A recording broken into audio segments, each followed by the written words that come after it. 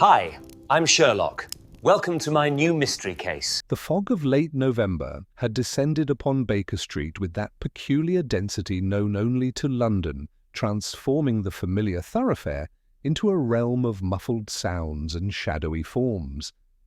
From our sitting-room window, the gas lamps appeared as mere amber smudges in the grey, while the clip-clop of horses and the calls of street vendors seemed to emanate from some distant, ethereal world.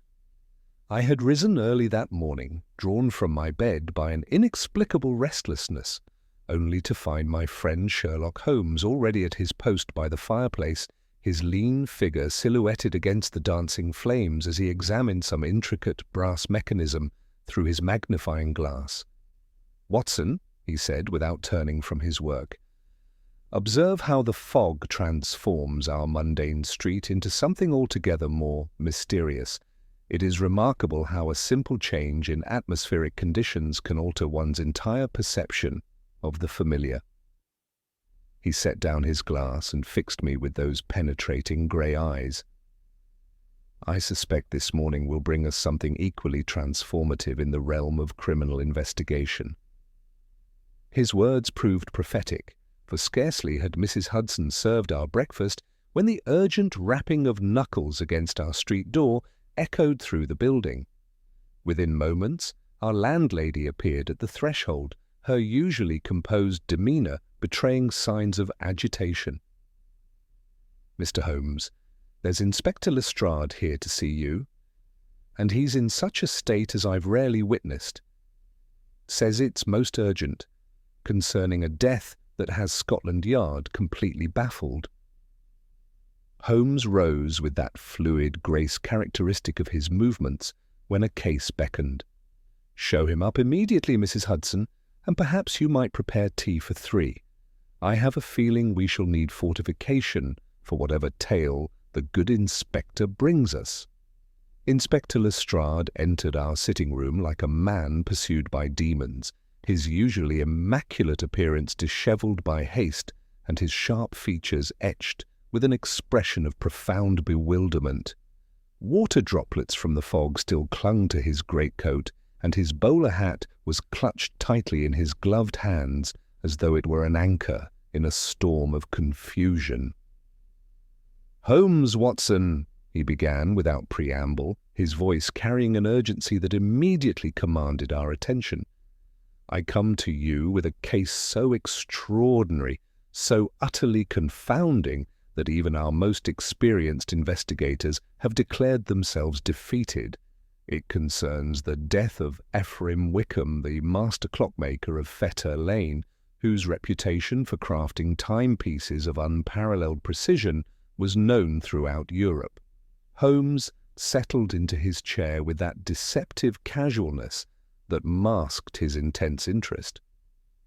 "Wickham," he mused, steepling his fingers beneath his chin. "I am familiar with his work. He created that remarkable astronomical regulator for the Royal Observatory last year.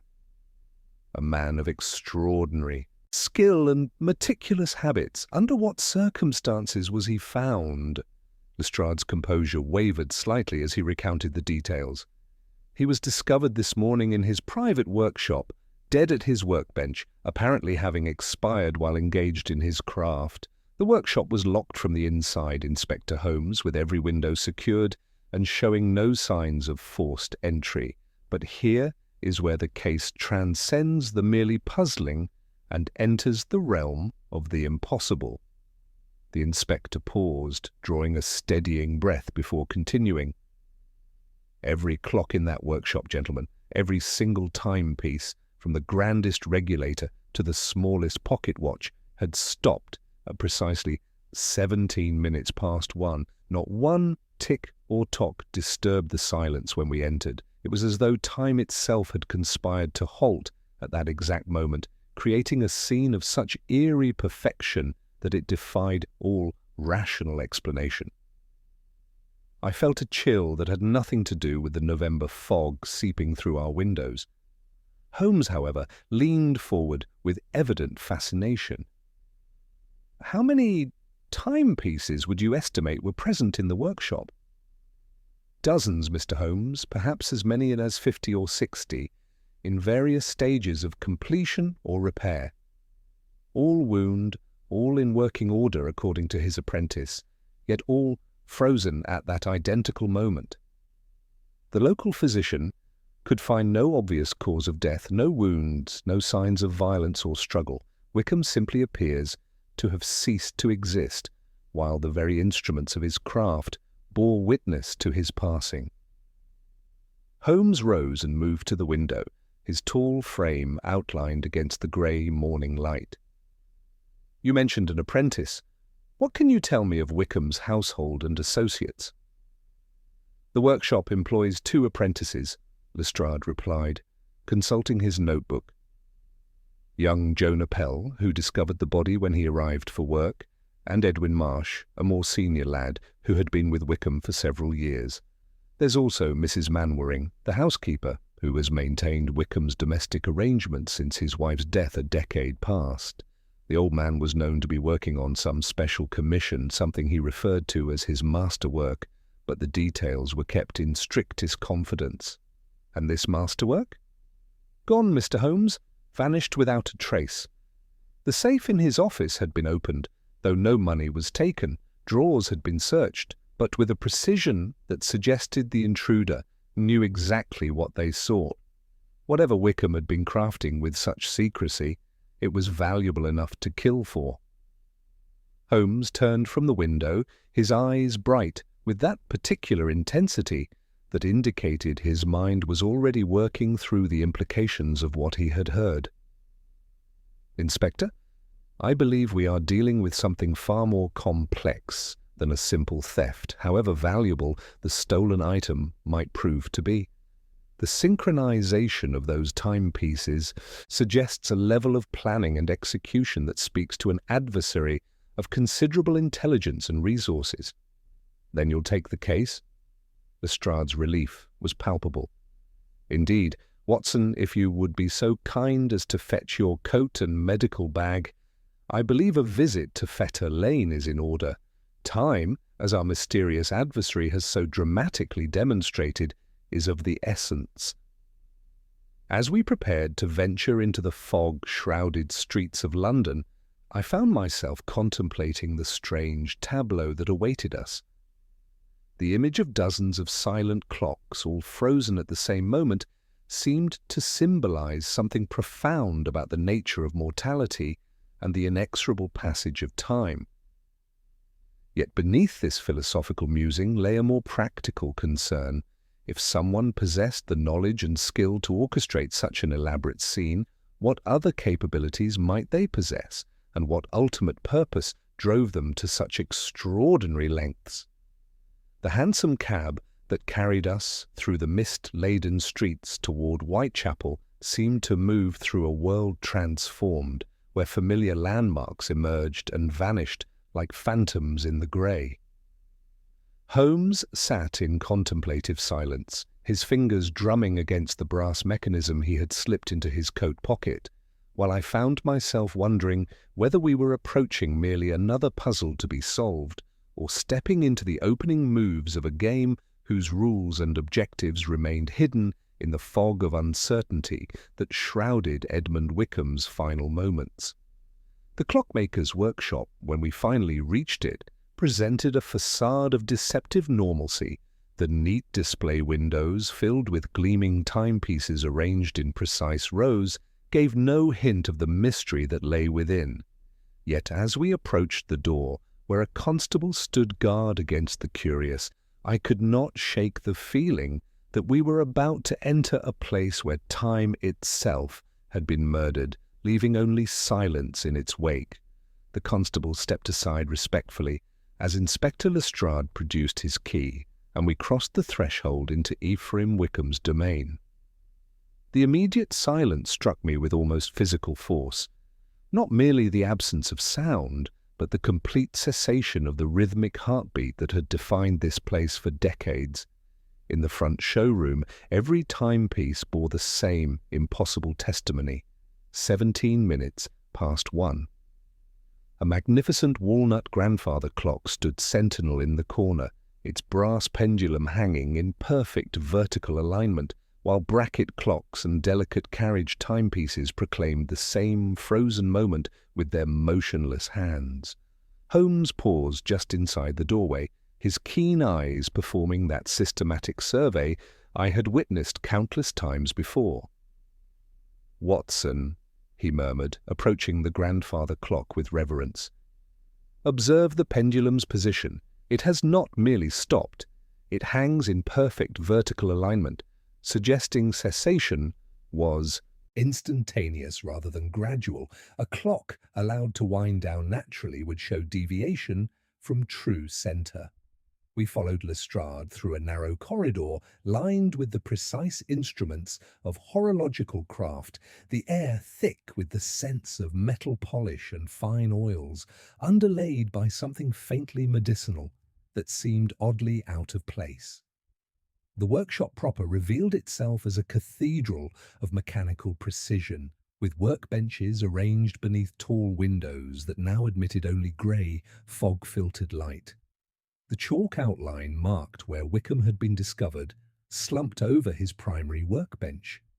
Holmes immediately gravitated toward this spot, his magnifying glass revealing details invisible to ordinary observation. The workbench told a story of interrupted labor, tiny gears and springs arranged in mathematical precision, specialized tools laid out with obsessive order, and a half-assembled movement requiring the steadiest hands and most exacting attention. "Lestrade!" Holmes said, his voice carrying controlled excitement. "Was Wickham discovered in the act of working?"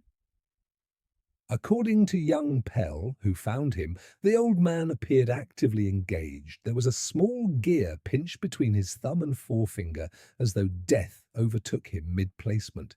The physician had to pry it loose. I knelt to examine the workbench more closely, my medical training immediately recognizing what had caught Holmes's attention.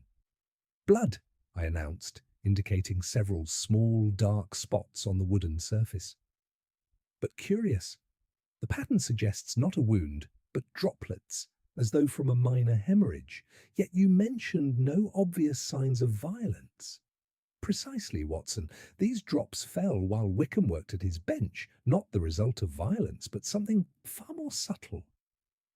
Holmes moved to examine the opened safe in the adjoining office, its interior thoroughly but precisely searched. The absence of ransacking suggests intimate knowledge rather than desperate searching. A pale-faced youth in a stained apron had been waiting nervously by the entrance. At Lestrade's gesture, he stepped forward, hat twisting anxiously in his hands. "Jonah Pell, sir. I came at 8 to lay fires and sweep. Front door locked as always, so I went round to the yard. Back door bolted from within. I peeped at the window and saw him there, head fallen forward." "Did you touch anything?" Holmes inquired. "Only the window, sir, to look in. I called and thumped, but no stirrings. Mr. Wickham worked late most nights on his secret job, the masterwork he called it. Said he'd finished time itself, begging your pardon." An older apprentice, Edwin Marsh, presented himself with grave dignity. "6 years in this shop, Mr. Holmes. The master kept his office locked when working the special piece. Last night he sent us away at 9:30 with wages, told us to return early." "Any visitors yesterday?" Marsh hesitated. "A gentleman in grey coat and tall hat came after midday. They spoke in the office a quarter hour. I heard no names exchanged." Holmes's attention shifted to something that made him freeze entirely. On the edge of the office desk hung a single filament of green silk, bright as spring grass in that sober place. He took it between finger and thumb, standing motionless for a long moment. "We shall require Mrs. Manwaring," he said finally, turning back to us. "And Lestrade, the exact time your summons reached the station." His grey eyes held that particular intensity that indicated significant discovery. For it seems Wickham's last secret did not depart this world alone.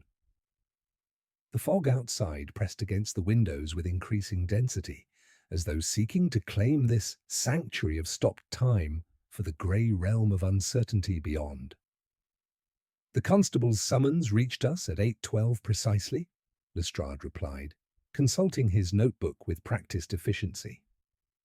Young Pell had run directly to the police box on Fleet Street, a good 5 minutes at his pace. I arrived by 8:40, and we forced entry under my supervision after confirming the premises were secured from within. Holmes nodded thoughtfully, which provides us with a narrow but crucial window.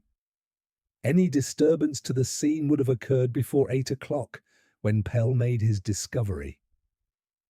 He paused as the sound of measured footsteps echoed from the corridor beyond. "Ah, and here, I believe, comes someone who may illuminate the darker corners of this mystery." Mrs. Mainwaring entered with the dignified bearing of one accustomed to managing a household of precision and order. Her black morning dress was immaculate, her silver hair arranged with mathematical exactness, and her eyes, though reddened with grief, held the sharp intelligence of a woman who observed everything and forgot nothing. She surveyed the silent workshop with the familiarity of long service, yet I detected a subtle tension in her manner that suggested more than simple bereavement. "Mrs. Mainwaring," Holmes began, his tone adopting that courteous formality he reserved for those who commanded respect. "You maintained Mr. Wickham's household for how many years?" 11 years come Christmas, Mr. Holmes, since poor Mrs. Wickham passed from the consumption." Her voice carried the measured cadence of one accustomed to precise speech. "I've kept his domestic arrangements and respected his professional requirements without fail." "Then you would be intimately familiar with his habits and associations. Yesterday afternoon, did your employer receive any visitors?" The question produced an almost imperceptible stiffening of her posture. "Indeed, sir. A gentleman called around 3 o'clock. Tall, well-dressed, wearing a most distinctive green overcoat, emerald in hue, of foreign cut. He spent perhaps 30 minutes in the office with Mr. Wickham." Holmes's grey eyes sharpened with interest. "Can you describe this visitor more particularly?"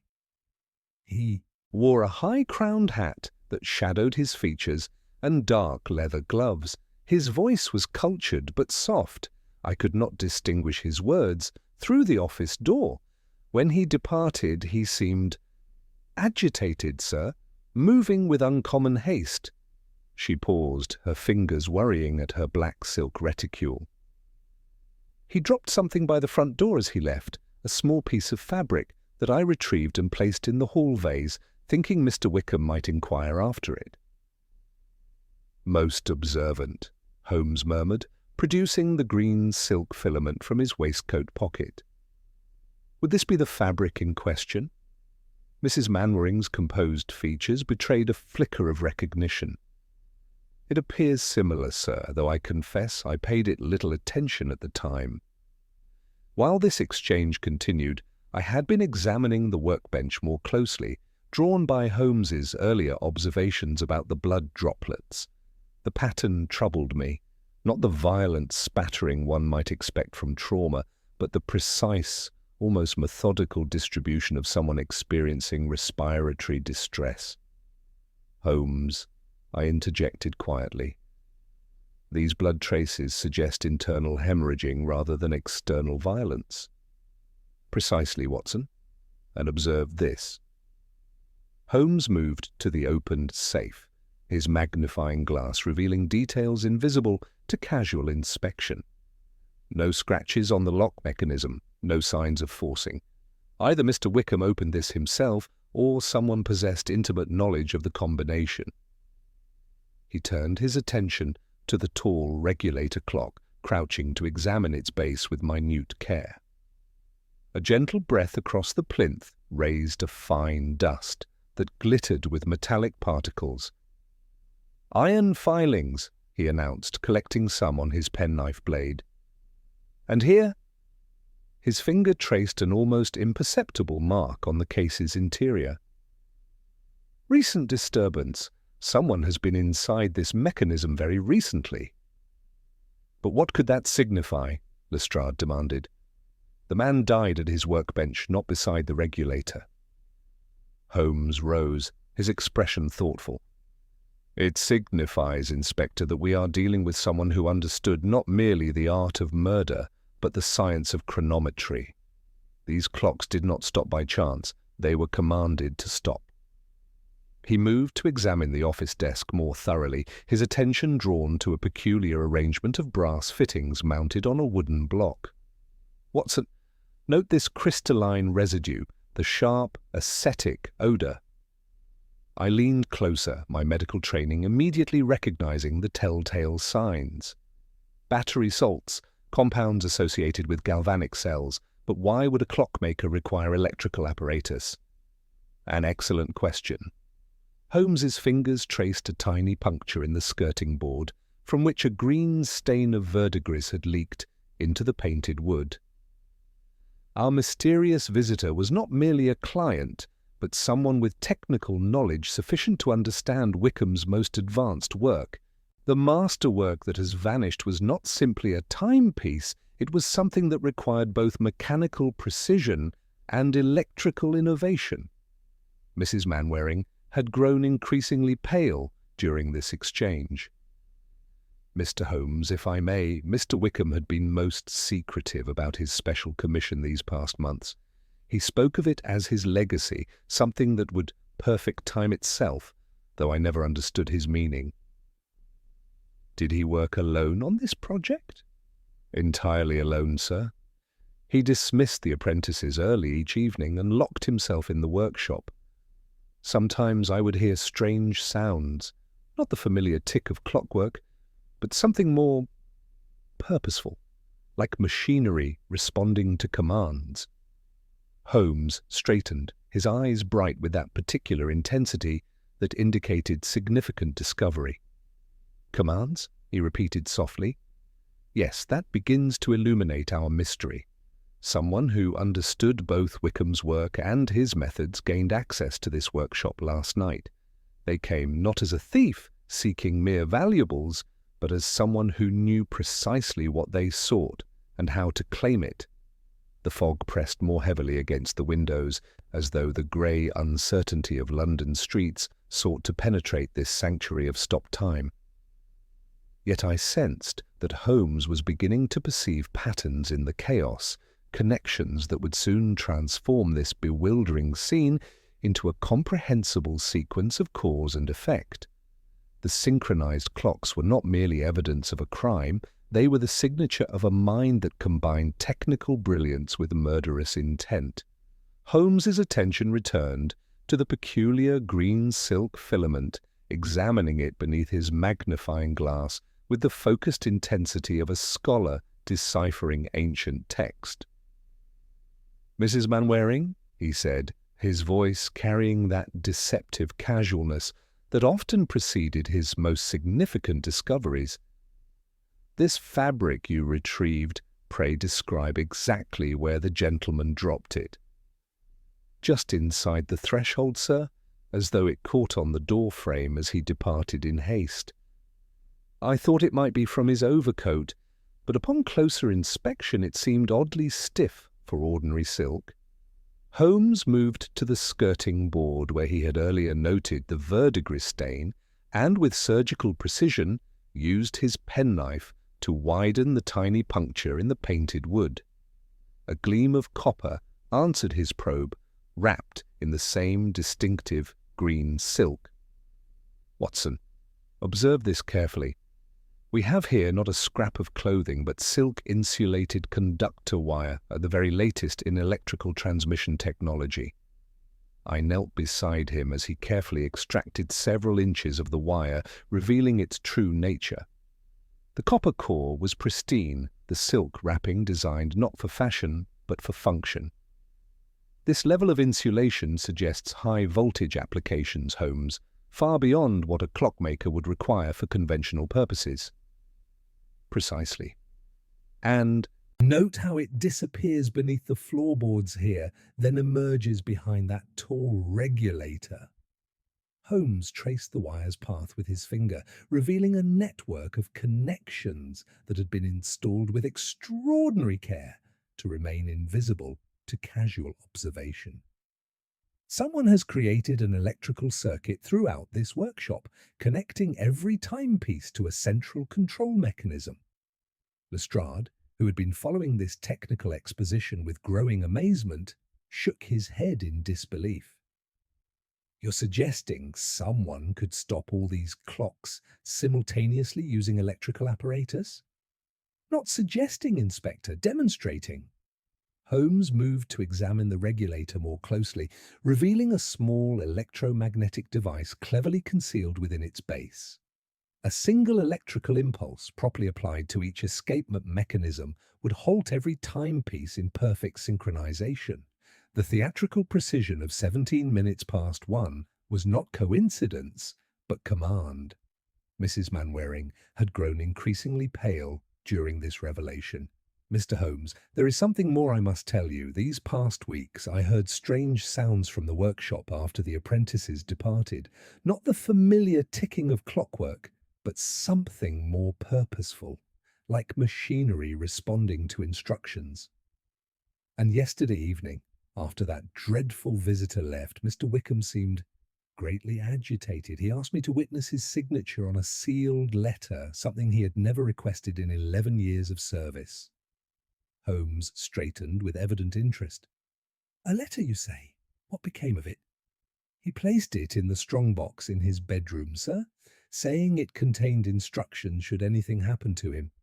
He seemed frightened, Mr. Holmes, truly frightened, though he tried to conceal it."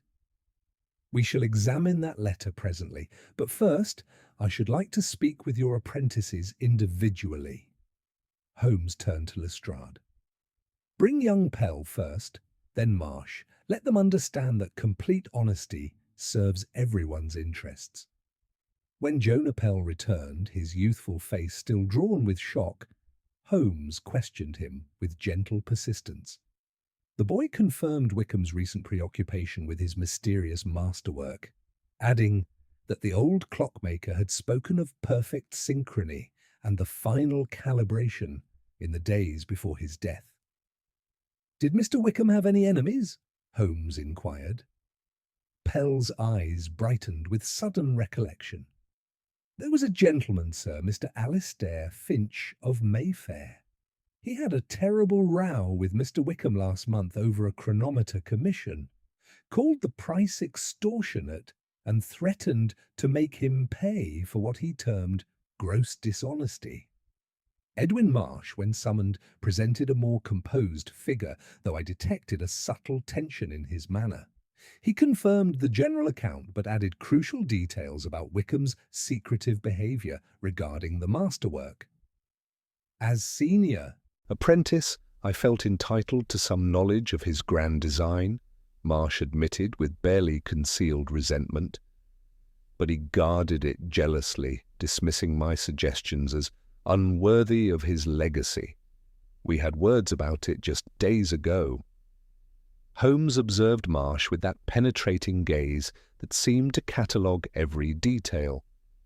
"And your whereabouts last evening after departing at 9:30?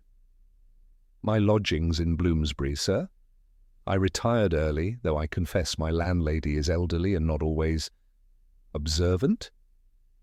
As Marsh departed under Lestrade's increasingly suspicious eye, Holmes turned to me with that enigmatic smile that indicated deeper currents beneath the surface evidence. "Watson, we have multiple threads converging: electrical manipulation, professional jealousy, commercial disputes, and a sealed confession. Yet I suspect the truth lies not in the obvious motives, but in understanding exactly what Wickham created that was worth killing for." The fog pressed more heavily against the windows, as though London itself sought to conceal the secrets hidden within this sanctuary of stopped time. Holmes requested that Mrs. Mainwaring conduct us to Wickham's private quarters to examine the sealed letter she had mentioned. We followed her up a narrow staircase whose treads bore the shine of decades of careful maintenance, each step creaking softly in the peculiar silence that had settled over the house.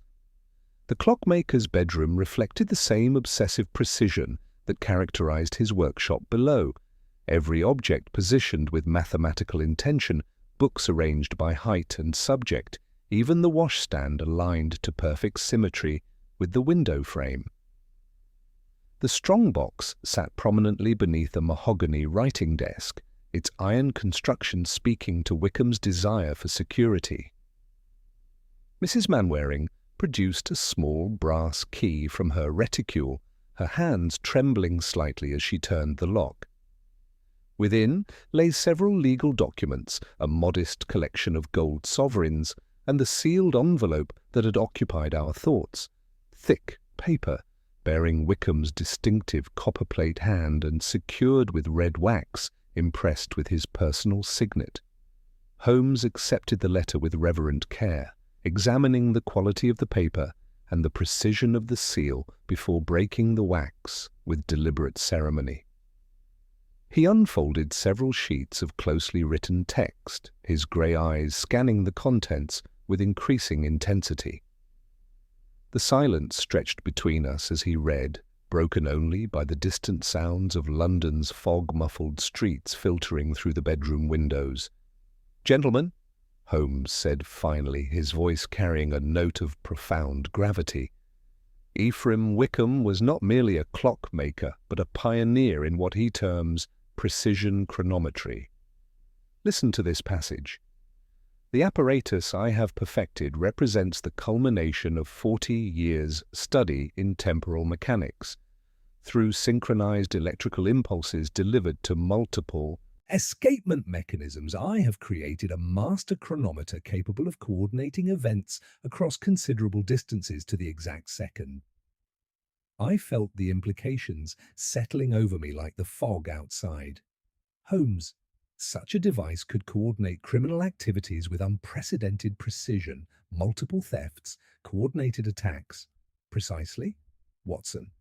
Wickham continues, "Yesterday I received a visitor who understood the true significance of my work, a tall gentleman in a distinctive green overcoat who spoke with cultured tones but whose eyes held the calculating coldness of one utterly without moral constraint. He offered substantial sums for my device, speaking of clients who would pay handsomely for such precision timing capabilities." Lestrade leaned forward with evident interest. "Does Wickham name this visitor?" Holmes continued reading. "He refers to him only as the gentleman from Mayfair, but provides this telling detail. When I refused his offer, he grew most agitated, declaring that precision timing was wasted on mere clockwork when it could serve far grander purposes. He spoke of coordinating activities that would require split-second accuracy across multiple locations, language that suggested applications far beyond legitimate commerce." Mrs. Mainwaring had grown pale during this recitation. "Mr. Holmes, that must describe the visitor I observed yesterday afternoon. His manner was most unsettling, though he maintained perfect courtesy throughout his stay." Holmes moved to examine Wickham's writing desk more closely, his attention drawn to the blotting pad beside the inkwell. With characteristic precision, he laid a sheet of paper over the pad and rubbed gently with his pencil, revealing the ghost impressions of previous writing. Faint words emerged: synchrony mechanism, Ludgate suppliers, and most significantly, the initials AF underscored with obvious emphasis. "Alistair Finch," I murmured, recalling young Pell's account of the heated dispute over chronometer pricing. "Indeed, yet Wickham's letter suggests something more complex than a simple commercial disagreement." Holmes folded the revealed impressions carefully into his notebook. He writes, "I fear my refusal has sealed my fate. The gentleman departed with barely concealed rage, stating that if I would not sell willingly, other arrangements might be made. I have hidden my masterwork where none would think to look, disguised among the very instruments of my daily trade." The final revelation struck us with considerable force. Wickham had not destroyed his creation, nor had it been successfully stolen. Instead, the master clockmaker had concealed his revolutionary timing device in plain sight, camouflaged among the familiar apparatus of his workshop. The theatrical display of synchronized timepieces had been both murder weapon and misdirection, drawing attention away from the true prize that remained hidden below. Holmes straightened, his eyes bright, with that particular intensity that indicated the game was entering a more dangerous phase. "Inspector, I believe we must examine Mr. Finch's whereabouts yesterday evening with considerable urgency. Meanwhile, Watson and I shall return to the workshop. If Wickham truly hid his device among his ordinary equipment, the very precision of his concealment may provide the clues necessary to locate it." Lestrade departed with renewed purpose, while Holmes and I descended once more into the silent workshop. The fog pressed more heavily against the windows now, as though London itself sought to conceal the secrets hidden within this sanctuary of stopped time. Yet I sensed that Holmes was beginning to perceive patterns in the chaos, connections that would soon transform this bewildering scene into a comprehensible sequence of cause and effect.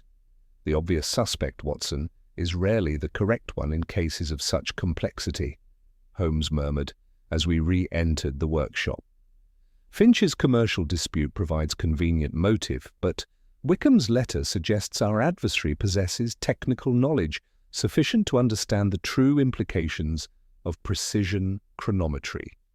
We are dealing with someone who combines scientific acumen with criminal intent, a far more dangerous combination than mere commercial resentment."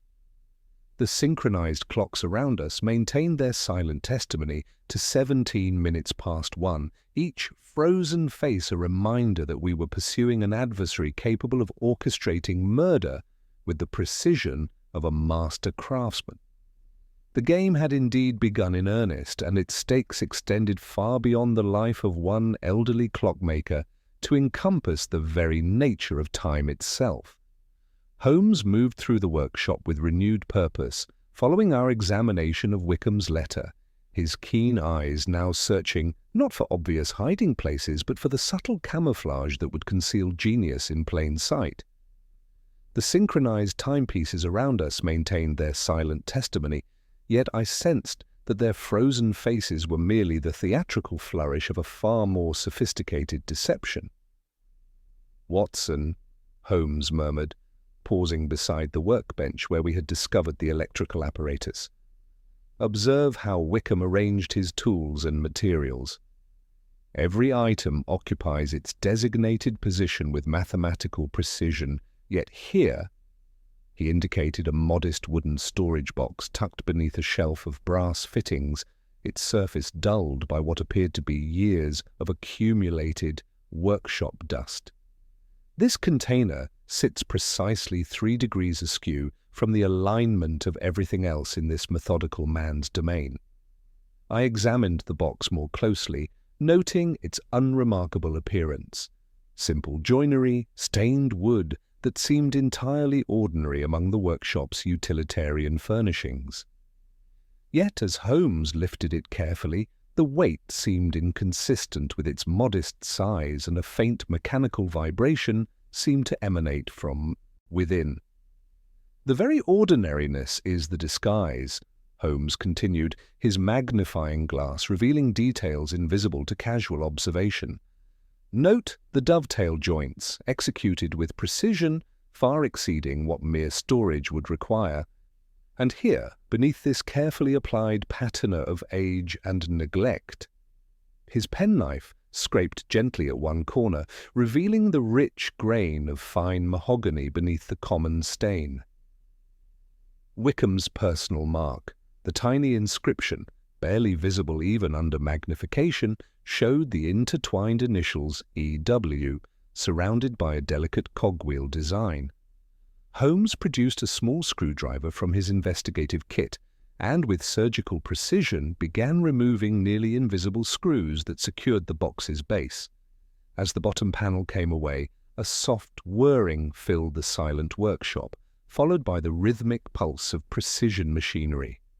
Within, nestled in midnight blue velvet, lay Wickham's masterwork, not a timepiece in any conventional sense, but an intricate arrangement of miniature gears, platinum contacts, and crystalline components connected by the finest silk-insulated wires. A tiny dial, no larger than a sovereign, displayed markings calibrated to fractions of seconds, while delicate indicators pulsed with the steady rhythm of controlled chronometry. "Behold Wickham's legacy," Holmes breathed, his voice hushed with genuine admiration. "Not a device to measure time, Watson, but to command it. This apparatus could coordinate events across considerable distances with split-second precision, the very capability that made it worth killing for." The sound of purposeful footsteps echoed from the front showroom, followed by Mrs. Manwaring's voice, raised in polite but firm protest.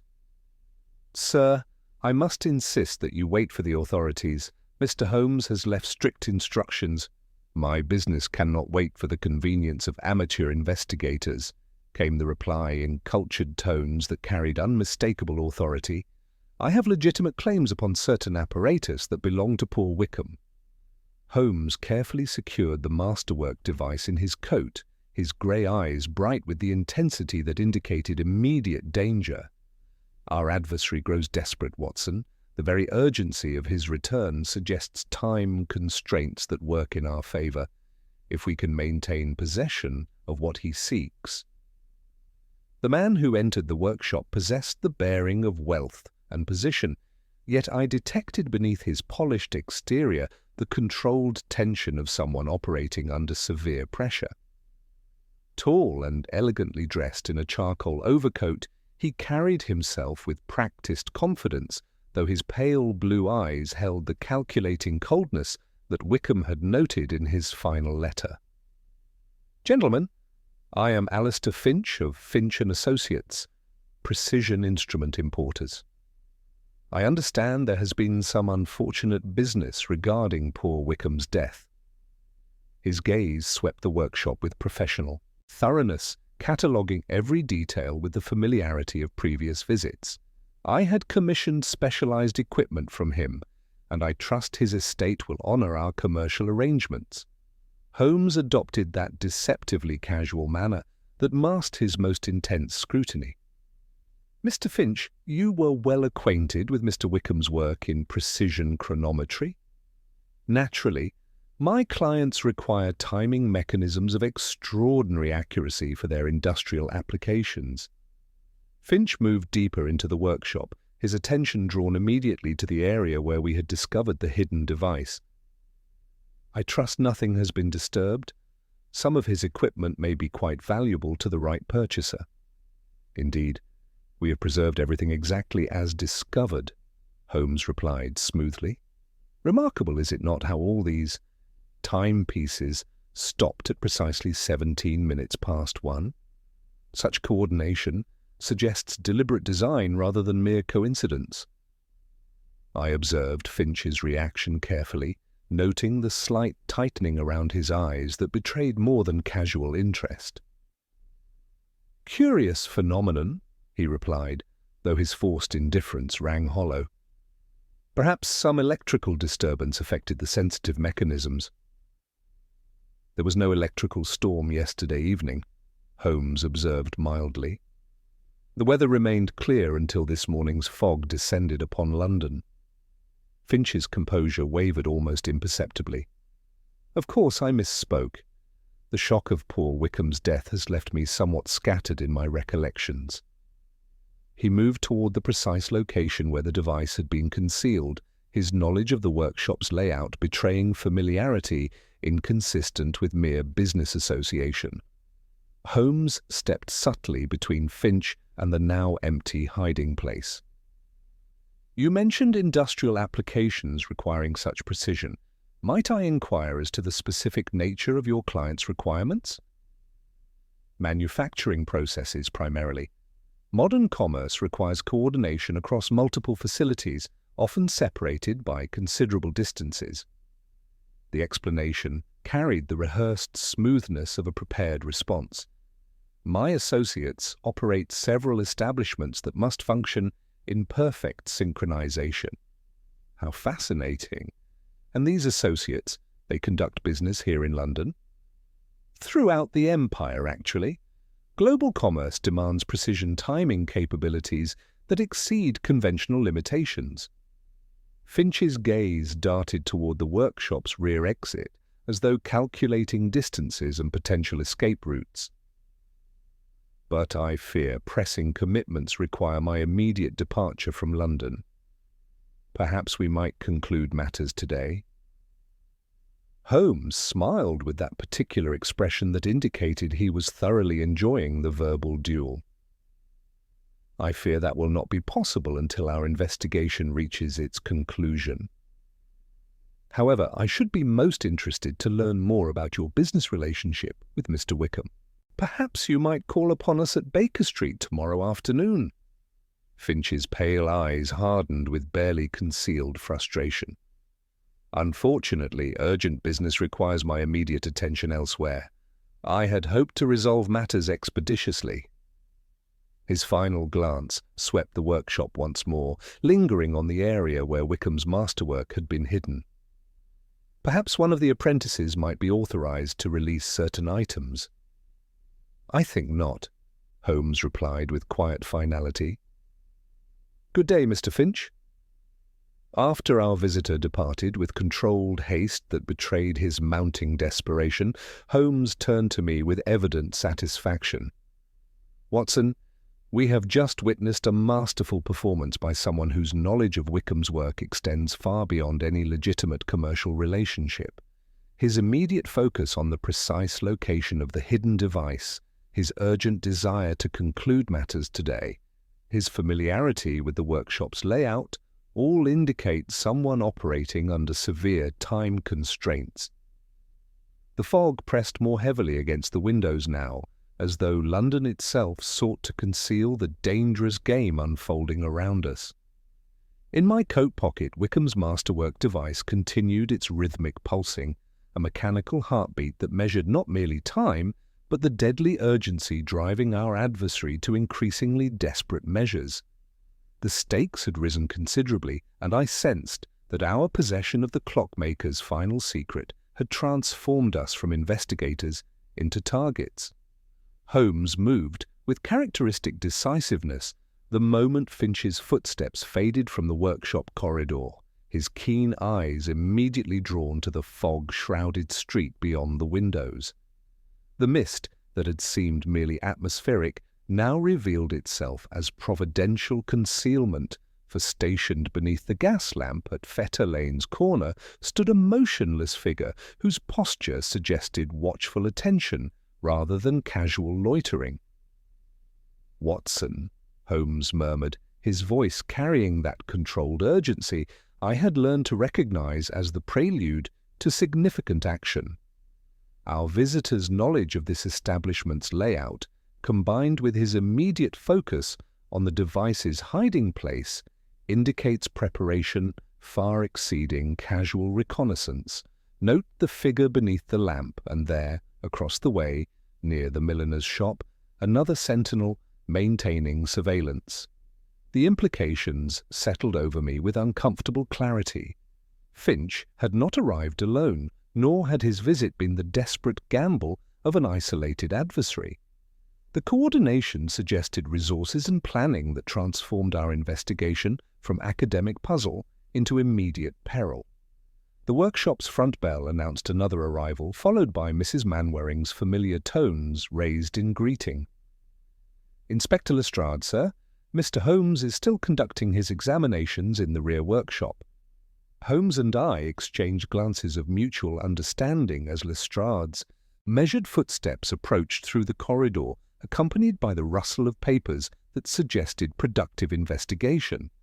The inspector appeared in the workshop doorway with evident satisfaction, animating his sharp features, though his fog-dampened greatcoat and the tension around his eyes indicated the morning had brought more than routine inquiries. "Holmes, your suspicions regarding our Mr. Finch prove remarkably prescient," Lestrade began without preamble, consulting his notebook with practiced efficiency. "According to our records, Alastair Finch operates what appears to be a legitimate import business from premises in Mayfair, but his recent activities suggest interests extending far beyond conventional commerce." Holmes leaned forward with that deceptive casualness that masked intense concentration. "Recent activities, Inspector?" 3 nights ago, Finch's establishment was burgled, a most peculiar theft in which nothing of obvious value was taken, yet his private office was systematically searched by someone possessing considerable skill. Filing cabinets opened without damage, documents examined with methodical precision, yet Finch reported nothing missing. Lestrade's expression grew grave. "Furthermore, we've discovered he has been making inquiries throughout London's clockmaking community, seeking devices capable of coordinating events across multiple locations with split-second accuracy." The mechanical pulse of Wickham's masterwork against my chest seemed to quicken as the implications became clear. Holmes moved to examine the blotting pad impressions we had lifted from Wickham's desk, his magnifying glass revealing additional details previously overlooked. "Observe, Watson. Beneath the obvious impressions lie fainter markings. Ludgate Suppliers followed by what appears to be Atkinson." Holmes straightened with evident satisfaction. "Inspector, I believe our investigation requires immediate expansion beyond this workshop.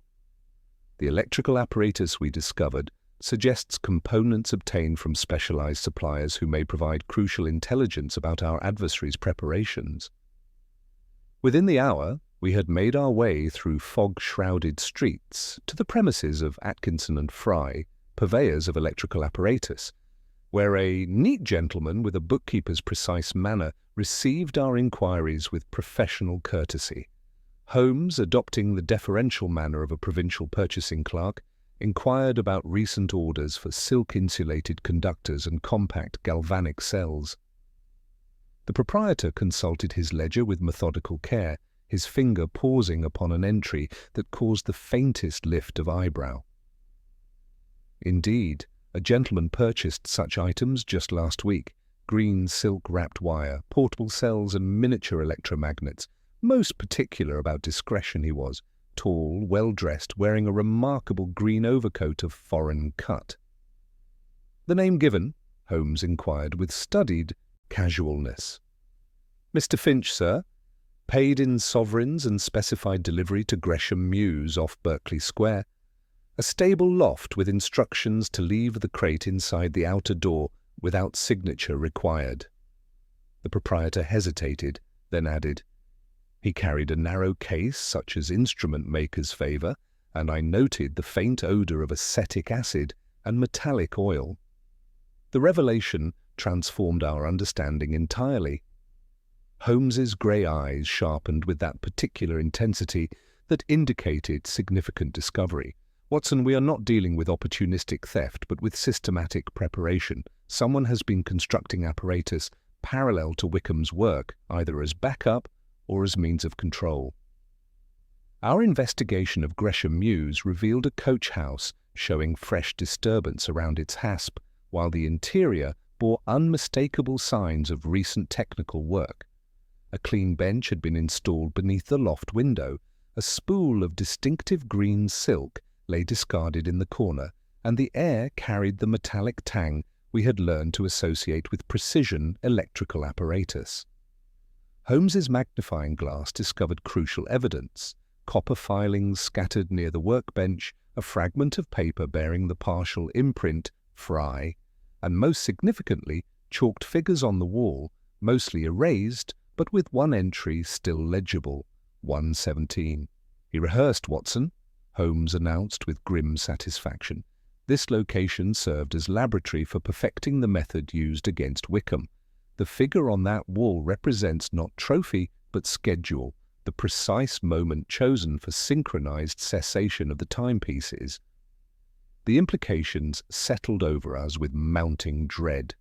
Our adversary possessed not merely criminal intent but technical capability sufficient to replicate Wickham's most advanced work. The synchronized stopping of the clocks had been neither accident nor simple murder weapon, but demonstration of power, proof that precision timing could be commanded with scientific accuracy. "Inspector," Holmes continued, his voice carrying controlled urgency, "I believe we face something far more dangerous than conventional criminal enterprise. The coordination suggested by these preparations, combined with the resources evident in Finch's operations, indicates planning for activities requiring split-second timing across considerable distances." Lestrade's expression grew increasingly grave as the full scope of our adversary's capabilities became apparent. Multiple coordinated robberies, synchronized attacks on banking establishments? Possibly, or something even more ambitious. Holmes carefully collected samples of the copper filings and the silk fragment, his movements betraying the tension of one who recognized the escalating stakes. "Watson, we must return to Baker Street immediately. Our possession of Wickham's device makes us immediate targets, and our adversary's demonstrated capabilities suggest he will not hesitate to eliminate obstacles to his plans." As we departed Gresham Mews, the fog seemed to press more heavily around us, transforming familiar streets into a maze of grey uncertainty where shadows moved with purposeful intent just beyond the range of clear vision. The device in my coat continued its rhythmic pulsing, a mechanical heartbeat that measured not merely time, but our mounting urgency to prevent whatever catastrophic application our adversary intended for the Clockmaker's final secret. The game had indeed entered a more dangerous phase, with stakes extending far beyond the life of one elderly craftsman to encompass the very weaponization of time itself. Holmes's expression, as we made our way through London's fog-shrouded labyrinth, carried that particular intensity that indicated he was beginning to perceive the full scope of our adversary's intentions and the deadly precision with which those intentions would soon be executed. The return journey to Baker Street proved more treacherous than our morning departure, for the fog had thickened to an almost impenetrable wall that transformed familiar thoroughfares into a maze of grey uncertainty. Holmes maintained vigilant watch through the handsome small windows, his keen eyes detecting patterns of movement that escaped my observation entirely. Twice he instructed our driver to alter course, citing road conditions, though I suspected his true concern lay with the shadowy figures that seemed to maintain consistent distance behind our conveyance through the swirling mist. "Watson," he murmured, as we finally reached the sanctuary of Baker Street, "observe how our pursuers have positioned themselves with military precision. Note the figure by the tobacconist's shop, and there, beneath the gas lamp at the corner, another maintaining surveillance with professional patience. We face adversaries whose training extends far beyond common criminal enterprise."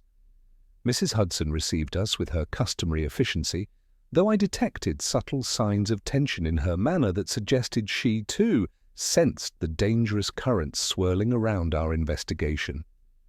Holmes immediately dispatched her to summon young Wiggins and his irregulars, while I secured Wickham's device in our sitting-room safe, its rhythmic mechanical pulse seeming to quicken in response to our mounting urgency.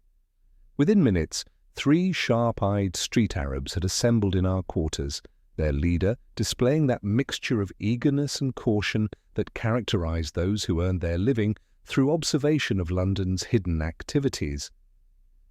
Holmes addressed them with the crisp authority of a military commander deploying scouts into hostile territory. "Wiggins, station one of your lads at the police signal box on Marylebone Road with instructions to test the telegraph lines at precisely 16 minutes past each hour, noting any failures or irregularities. Another is to observe the premises of Finch & Associates in Mayfair, cataloguing all visitors and activities. The third shall maintain watch on our street, particularly noting any coordination between the figures maintaining surveillance." As the boys departed with coin and clear instructions, Holmes turned his attention to the evidence we had gathered, arranging each item with mathematical precision upon our analysis table. The green silk-insulated wire, copper filings from Gresham Mews, and the chalked notation of 117 formed a pattern that spoke to his trained eye with increasing clarity. Watson, observe how these elements combine to reveal our adversary's true intentions, Holmes began, his voice carrying that controlled excitement that indicated significant discovery. The electrical apparatus, the precise timing notation, the systematic preparation, these suggest not mere theft, but coordinated disruption on a scale that would paralyze London's communication networks. He lifted Wickham's device with reverent care, his magnifying glass revealing details that had escaped our earlier examination. This mechanism possesses capabilities far exceeding simple chronometry. The electromagnetic components could halt timepieces, certainly, but with minor modification, the same principles could trigger explosive devices, unlock secure mechanisms, or disable telegraph systems across considerable distances. The implications settled over me with growing alarm. Holmes, you suggest Finch intends to coordinate multiple criminal acts simultaneously.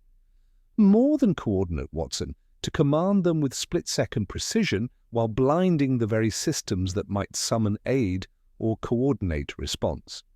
Holmes moved to our window, his keen gaze penetrating the fog-shrouded street below. The notation of 117 was not random selection but careful calculation. At 17 minutes past the hour, when telegraph traffic typically experiences its heaviest volume, a coordinated electromagnetic pulse could disable communication throughout the financial district. His analysis was interrupted by the return of young Wiggins, breathless with intelligence that confirmed our worst suspicions. "Mr. Holmes, the telegraph lines failed dead at 17 minutes past 1 this afternoon. Wouldn't carry so much as a tick for near 3 minutes. The constable at the signal box said it happened precise-like, as though someone threw a switch." Holmes's grey eyes sharpened with grim satisfaction. "The rehearsal is complete, Watson. Our adversary has tested his system and found it effective. The question now becomes, when does he intend the actual performance?" The answer came with the urgent rapping of knuckles against our street door, followed by Mrs. Hudson's voice raised in firm but polite refusal. "I'm sorry, gentlemen, but Mr. Holmes is not receiving callers this evening. Perhaps you might return tomorrow when the fog has lifted." Holmes had anticipated this moment, for I observed him quietly activate a small, electrical device connected by nearly invisible wire to our door's brass handle. A muffled curse from below, followed by the ungraceful sound of a body collapsing against the entrance panel, confirmed the effectiveness of his precaution. "One down, Watson, but observe, his companion approaches with greater caution." Holmes positioned himself beside our sitting-room door, his service revolver drawn with practiced efficiency. "They require us alive to obtain the device, which provides temporary advantage in any confrontation." The second intruder proved more professional, ascending our stairs with the controlled movement of one trained in such work. He appeared at our threshold with weapon drawn, his eyes immediately fixing upon Wickham's device with unmistakable hunger. Holmes's walking stick cracked sharply across the man's knuckles, while I employed the boxing skills acquired during my military service to ensure his swift incapacitation. Within minutes, both intruders sat securely bound in our chairs, the first still blinking from his electrical encounter with our door. Holmes regarded them with that deceptive mildness that masked his most intense scrutiny. "You will find cooperation serves your interests better than stubborn loyalty to employers who regard you as expendable," Holmes observed quietly. "Where has your organization positioned the relay station for disrupting the Ludgate Hill telegraph lines?" The man who had received our door's electric greeting proved more forthcoming than his companion. "Coach house loft above the printer's shop by St. Bride's," he admitted with obvious reluctance. "Electromagnetic apparatus wired directly into the police communication lines, activates at the predetermined signal, and maintains disruption for precisely the duration required." Holmes exchanged a meaningful glance with me as the full scope of our adversary's preparations became clear. "Watson, we have cost them the element of surprise, but their resources suggest multiple contingencies. The game moves to its next phase, and I suspect the stakes will prove considerably higher than we initially anticipated." The fog pressed more heavily against our windows now, as though London itself sought to conceal the dangerous machinery of coordination and disruption that our adversaries had positioned throughout the city. Somewhere in that grey uncertainty, Finch and his associates were adjusting their plans to account for our interference, while the mechanical pulse of Wickham's device continued its rhythmic measurement of time that had become both weapon and prize in this deadly game of precision and counter-precision unfolding in the heart of the Empire's greatest city. Holmes wasted no time in extracting intelligence from our bound captives, his penetrating gaze alternating between the two men with that calculated intensity that had broken stronger wills than theirs. The one still nursing his electrically shocked hand proved more forthcoming, his defiance crumbling under the weight of our evidence, and the realization that his organization's precision had become their vulnerability. "Tomorrow evening, sir," the man admitted with obvious reluctance, his voice carrying the defeated tone of one who recognized the futility of further resistance. 6:17 precisely, when the banking district reaches its evening peak and the telegraph traffic runs heaviest. The disruption begins simultaneously across 15 relay stations positioned throughout the financial quarter. Holmes leaned forward with that focused attention that indicated he was assembling the final pieces of a complex puzzle. And the nature of the coordinated activities during this communication blackout, document theft primarily, bearer bonds, securities, negotiable instruments from the major banking houses, Rothschild, Barings, the London Exchange, not gold or currency, mind you, but papers that require no conversion and leave no trail of heavy cargo through London streets. The prisoner's reluctant admiration for the plan's elegance was evident in his tone. Each team knows only their specific target and timing, with coordination maintained through the master chronometer device rather than telegraph or messenger. The implications struck me with considerable force. This was not mere theft, but systematic economic warfare designed to cripple London's financial infrastructure through precision timing and coordinated disruption. Holmes's grey eyes reflected the same grim understanding as the full scope of our adversary's intentions became clear. "Watson, observe the criminal architecture at work," Holmes murmured, his voice carrying grudging admiration for the intellect we faced. "By targeting negotiable documents rather than bullion, they eliminate the logistical challenges of moving heavy cargo while maximizing economic impact. A single coordinated strike could destabilize the Empire's entire financial foundation." The sound of urgent footsteps on our stairs interrupted the interrogation, followed by Mrs. Hudson's voice raised in firm but polite protest. "Inspector Lestrade, sir. Mr. Holmes is conducting important business." "This cannot wait, Mrs. Hudson," came Lestrade's reply, his usually controlled voice carrying unmistakable urgency. "I have intelligence that transforms our understanding of this entire affair." Lestrade entered with two uniformed constables, his sharp features tight with the strain of revelation. He took in our bound prisoners with professional satisfaction before turning to Holmes with evident relief. "Holmes, your suspicions prove more accurate than even you anticipated. We've discovered relay stations positioned throughout the financial district, hidden apparatus in coaching houses, shop lofts, even the basement of a respectable tea merchant's establishment. Holmes rose with that fluid grace characteristic of his movements when significant intelligence beckoned. "How many stations, Inspector?" 15 confirmed, possibly more, each equipped with electromagnetic apparatus capable of disrupting telegraph communications within a considerable radius.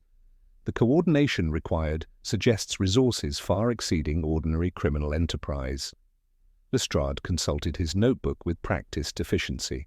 "Furthermore, we've identified the pattern. Each station tested its equipment at precisely 17 minutes past the hour throughout yesterday and today." The mechanical pulse of Wickham's device against my chest seemed to quicken as the full implications became clear. Holmes moved to examine the device once more, his understanding of its capabilities now enhanced by this intelligence about the broader network it was designed to command.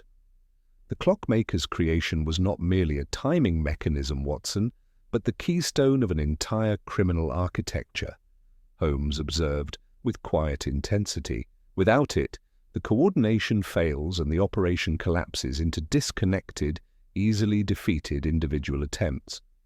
He turned to address our prisoners with renewed authority. "Your organization's dependence on mechanical precision provides its greatest vulnerability. Disrupt the timing, and the entire network becomes chaos rather than coordination." Holmes moved to our chemical apparatus and began assembling what appeared to be a small device, his movements betraying familiarity with such work from his scientific studies. "Inspector, we shall provide Mr. Finch with a demonstration of counter-precision that should prove most educational." The device Holmes constructed possessed elegant simplicity, a small electromagnetic pulse generator connected to one of his precision pocket watches, calibrated to transmit at precisely 17 minutes past the next hour. His plan revealed itself with characteristic brilliance. By introducing false signals into their network at the expected test time, we would force them to question the reliability of their entire coordination system. "But Holmes," I protested, "surely such interference risks alerting them to our knowledge of their schedule." "On the contrary, Watson, their dependence on mechanical precision makes them vulnerable to mechanical deception. They will assume equipment failure rather than deliberate sabotage, forcing them to choose between postponement, which risks exposure of their entire network, or proceeding with compromised coordination." Lestrade's expression grew increasingly grave as Holmes outlined the broader implications. "You suggest they will advance their timeline rather than risk further unreliability?" "Precisely, Inspector. Criminal enterprises of such complexity cannot adapt easily to unexpected variables. They will either abandon the operation entirely, which their substantial investment makes unlikely, or accelerate their schedule in hope of completing their work before further failures occur."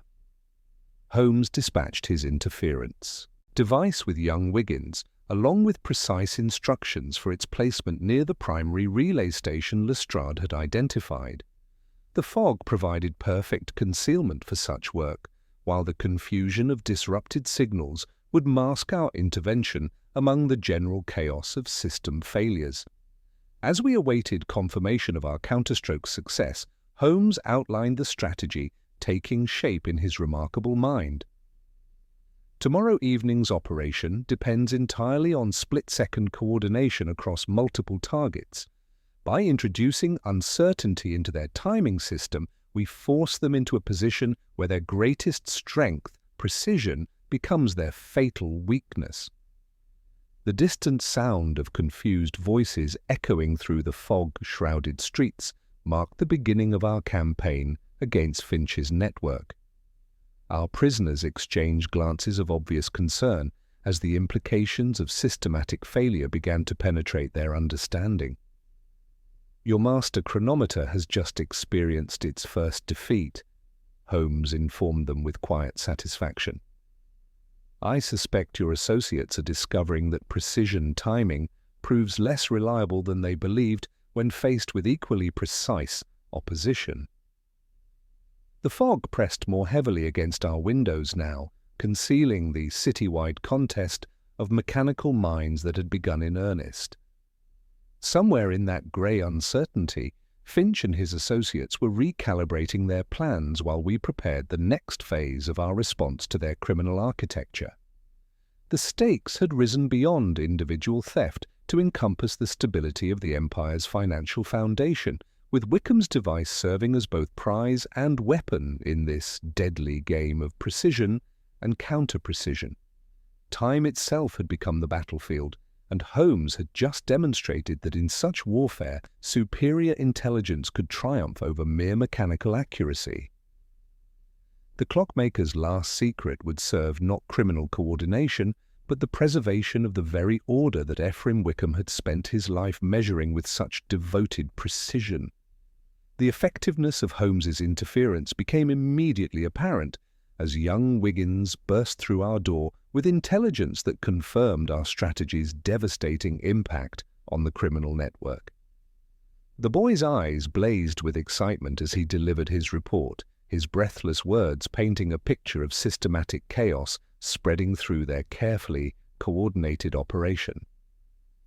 "Mr. Holmes, you should see the confusion at those relay stations," Wiggins announced, his voice carrying the satisfaction of one who had witnessed a masterful plan in action. Men running about like headless chickens, checking their apparatus and cursing something fierce about timing failures. One fellow kept consulting his pocket watch and shouting about unreliable mechanisms, signal lamps flashing from rooftops all across the financial district, trying to coordinate some kind of backup plan, but the fogs made visual communication near impossible. Holmes received this intelligence with that quiet satisfaction characteristic of his most successful gambits, though I detected beneath his composed exterior the heightened alertness of one who recognized that our interference had forced the game into its most dangerous phase. The mechanical pulse of Wickham's device against my chest seemed to quicken in response to the mounting tension. "Excellent work, Wiggins." "And their response to these systematic failures?" Holmes inquired, his grey eyes sharp with analytical intensity.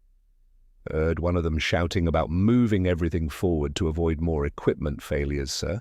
Seemed right agitated about it, he did.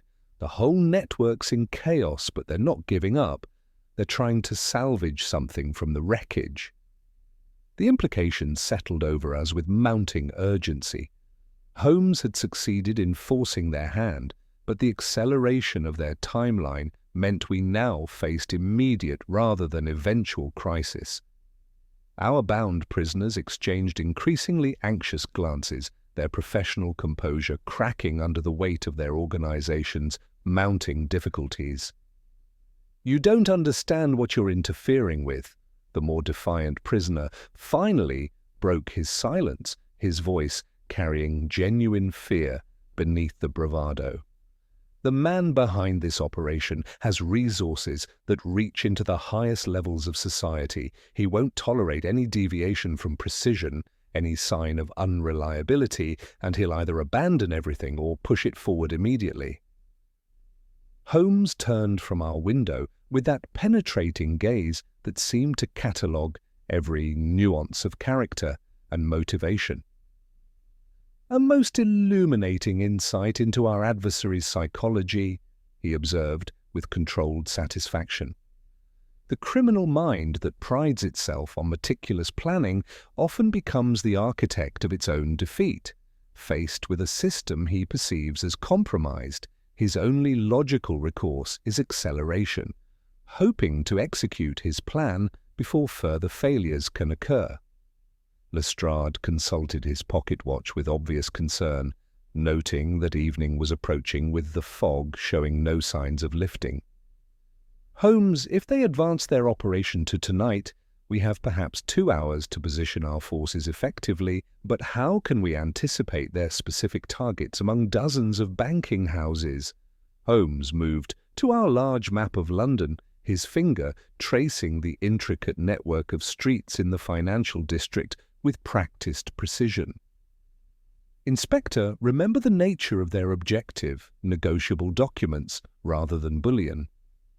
These are not stored in every branch office. The most valuable bearer bonds and securities are concentrated in the vault of the largest, most established institutions. He pointed to 3 specific locations with decisive certainty. The Bank of England, Rothschilds, and Barings Bank, these represent the nerve centres of London's financial empire. Any disruption here would send shockwaves throughout the globe. Moreover, their security systems, while formidable, would be most vulnerable to an attack coordinated with exact timing, especially if their internal communications are simultaneously compromised. The more forthcoming prisoner nodded grimly at Holmes's analysis. He'll be overseeing everything from the central relay point, an old disused clock tower overlooking the Bank of England, the highest vantage point in the immediate vicinity and the final control mechanism for the entire network. He needs direct line of sight to coordinate the electromagnetic pulses. Holmes's eyes brightened with that particular intensity that indicated the game was approaching its climactic phase. Excellent. Then our objective shifts from mere prevention to capture. He moved to his chemical apparatus and began assembling several compact devices, their purpose becoming clear as he attached precision timing mechanisms to each. We shall provide Mr. Finch's network with a final demonstration of superior coordination. The devices Holmes constructed possessed elegant simplicity, electromagnetic pulse generators calibrated to create cascading failures throughout their communication system at precisely calculated intervals. By introducing systematic chaos into their coordination network, we would transform their greatest strength into fatal weakness. The beauty of mechanical precision, Watson, lies in its predictability, Holmes explained as he secured the devices in a leather satchel. Disrupt the timing at key points, and the entire network collapses into disconnected confusion. Inspector, position your most trusted men at the major banking houses, but maintain sufficient distance to avoid alerting any potential confederates within those institutions. Lestrade's expression darkened with the implications of possible corruption. You suggest our response may be compromised by the same connections that provided their detailed intelligence. I suggest nothing, but assume everything. Our response must rely on resources beyond normal channels. Holmes secured Wickham's masterwork device in his coat with reverent care. We face an adversary who has weaponized time itself in service of criminal enterprise.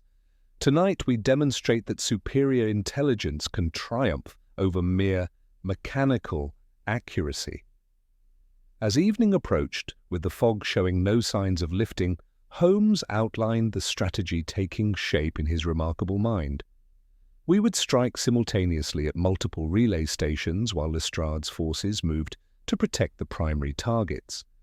The success of the operation depended entirely on our ability to match their precision with superior coordination and strategic thinking. The fog pressed more heavily against our windows as we prepared to venture into London's grey uncertainty, where the greatest test of our detective skills awaited among the silent streets of the financial district.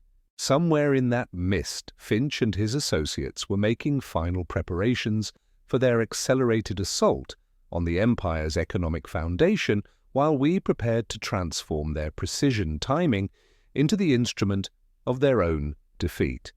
The mechanical pulse of Wickham's device continued its rhythmic measurement against Holmes's chest, a constant reminder that time itself had become both weapon and battlefield in this contest of criminal precision against detective intelligence.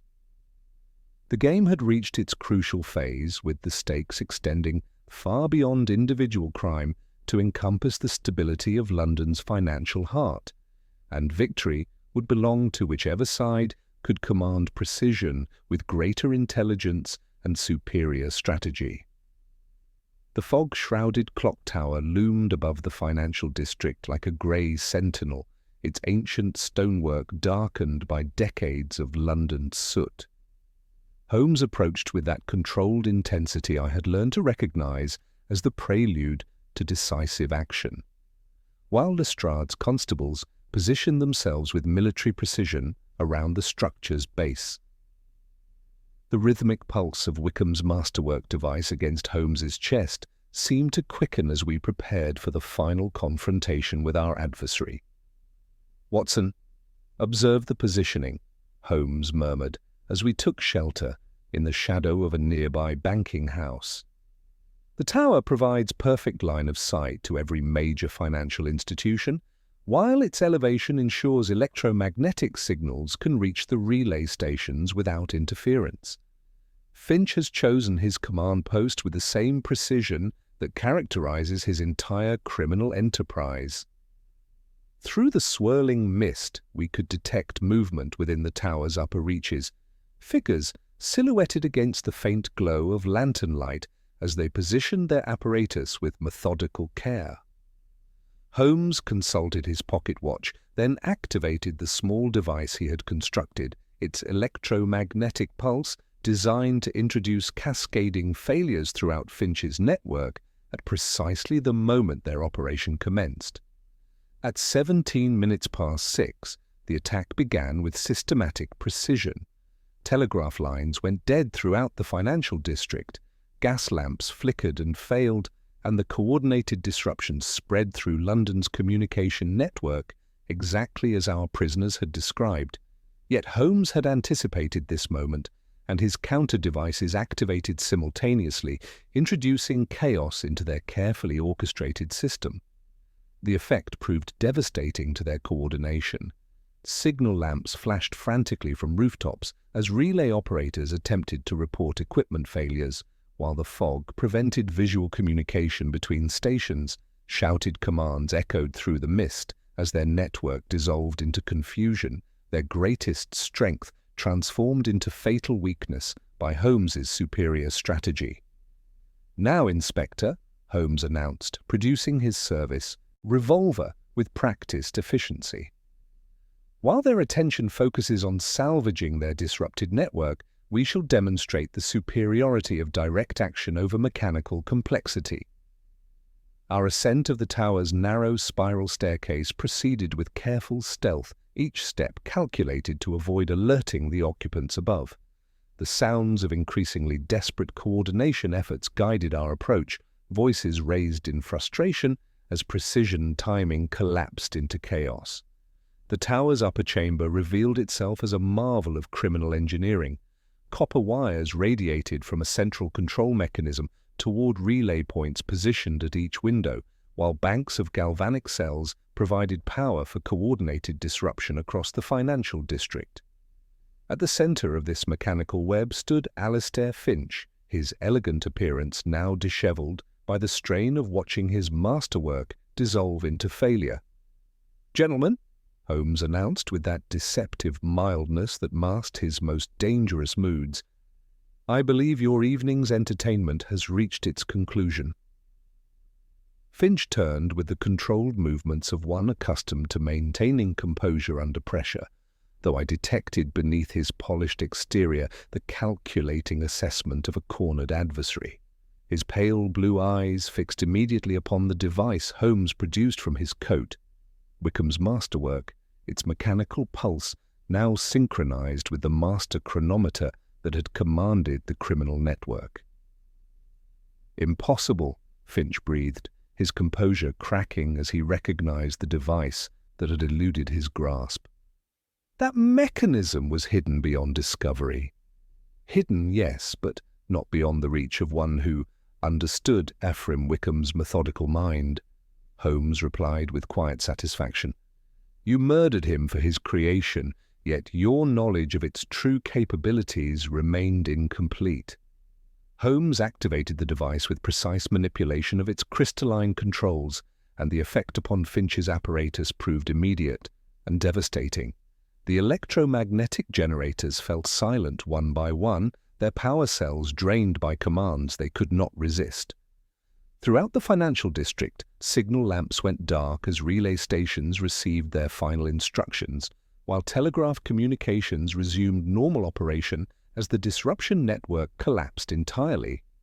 Lestrade's constables moved with professional efficiency, securing Finch and his associates despite their desperate attempts at resistance. The criminal architect of London's near catastrophe stood cuffed and defeated, stripped of the illusion that mechanical precision could triumph over superior intelligence and moral purpose. Back in our Baker Street sitting room, with the fog finally lifting to reveal London's familiar gaslit splendour, Holmes carefully explained the intricate web of deception we had unravelled. Finch, now securely in custody, could only listen in sullen silence as his carefully laid plans were dissected with surgical precision. The genius of Ephraim Wickham lay not merely in his ability to craft timepieces, but to command time itself. Holmes began, gesturing toward the masterwork device now resting safely on our table. His creation was a synchronizing mechanism capable of coordinating events across vast distances with split-second accuracy. Finch recognized its potential for economic warfare and sought to corrupt that precision for criminal enterprise. Holmes moved to our analysis table, where the evidence we had gathered told its silent story. The green silk-insulated wire, initially dismissed by Mrs. Manwaring as a scrap of clothing, provided our first clue to Finch's technical knowledge. The verdigris stain and puncture in Wickham's workshop revealed the hidden network he had installed. The synchronized stopping of every timepiece at 17 minutes past 1 was not mere theatrical flourish, but demonstration of the power he sought to claim. Wickham's murder was accomplished through calculated electrical discharge. The crystalline residue and acetic odor we detected came from the galvanic apparatus Finch used to deliver a concentrated pulse through the gear Wickham held. The current crossed his chest, stopping his heart with the same precision that halted every clock in that workshop. The blood droplets on his workbench were the small hemorrhages that followed such death, internal trauma leaving no external wounds. I observed how each piece of evidence had contributed to our understanding, marvelling at the methodical way Holmes had assembled the complete picture from seemingly disparate clues. And Wickham's final precaution? He hid his masterwork in plain sight, disguised among the ordinary tools of his trade. The slightly misaligned storage box in that perfectly ordered workshop was the only element that violated his obsessive precision, and thus the very thing that revealed his secret.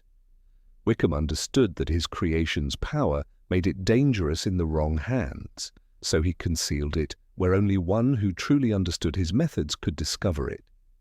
Lestrade, preparing to escort our prisoners to their final destination, shook his head with professional admiration. Holmes, you have not merely solved a murder, but prevented the systematic paralysis of London's financial heart. The coordination Finch achieved could have crippled the empire's entire economic foundation. Holmes settled into his chair with evident satisfaction, though I detected beneath his composed exterior the thoughtful melancholy that often followed our most significant cases. The irony, Inspector, lies in Finch's fundamental misunderstanding of precision itself. He saw in Wickham's device merely an instrument of control, failing to comprehend that true precision serves accuracy and truth, not deception and theft. In the days that followed, the aftermath unfolded with the thoroughness characteristic of Lestrade's investigations. Finch's network crumbled under examination, revealing connections that reached into respectable society and legitimate business. The relay stations were dismantled, their electromagnetic apparatus rendered harmless. Edwin Marsh returned to Fetter Lane with newfound respect for his late master's genius, while young Pell resumed his duties with the gravity of one who had witnessed both evil and its defeat. Mrs. Manwaring, to whom Holmes entrusted certain personal effects of her employer, received them with a dignity that honoured us all. She had served faithfully through 11 years of domestic precision, and her loyalty to Wickham's memory provided its own testament to the character of the man whose final secret had nearly been perverted for criminal enterprise. Holmes carefully dismantled Wickham's device after making detailed notes of its construction principles, ensuring that such precision could serve legitimate science without risking future corruption. The clockmaker's legacy would live on in the advancement of chronometry, but never again would it threaten the stability of the society it had been created to serve. The case of the clockmaker's last secret teaches us that genius without moral constraint becomes mere cleverness in service of destruction, Holmes observed as he secured the final components in our evidence safe. Wickham devoted his life to the honest measurement of time's passage. Finch sought to weaponize that devotion for personal gain. The difference between them illustrates why precision must always serve justice rather than mere ambition. Outside our window, London's clocks resumed their familiar chorus, marking the passage of moments with the reliability that Ephraim Wickham had spent his lifetime perfecting. The fog had lifted completely now, revealing the great city in all its bustling complexity, a vast mechanism of human endeavour whose smooth operation depended upon the honest measurement of time itself. Holmes reached for his violin and drew the bow across the strings, producing a note of crystalline purity that seemed to capture something essential about the resolution we had achieved. Time, Watson, is the one resource equally allotted yet unequally employed. We have ensured that precision serves its proper master, not the criminal mind that would corrupt it, but the natural order that depends upon accuracy, honesty, and truth. The mechanical pulse that had driven our investigation was silenced now, yet its rhythm seemed to continue in the steady tick of our mantelpiece clock, the distant chime of church bells and the measured footsteps of constables maintaining their eternal watch over London's streets. The clockmaker's last secret had been preserved, his murderer brought to justice, and time itself restored to its proper service of all humanity rather than the destructive ambitions of a few.